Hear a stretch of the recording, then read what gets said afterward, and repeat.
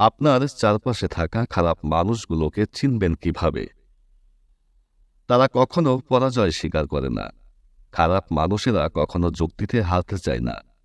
তারা সবসময় অহংকার করে কথা বলে। তারা সবসময় নিজেদের ক্ষমতা দেখাতে চেষ্টা করে।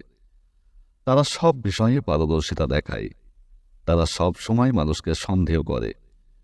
তারা সামান্য ব্যাপারে রেগে যায় এবং কিছু হওয়ার আগেই মানুষকে আঘাত করার চেষ্টা করে। তারা সত্য মিথ্যা কিছুতেই বুঝতে চায় না। তারা সবসময় অন্যের সম্মান দেখানোকে দুর্বলতা ভাবে।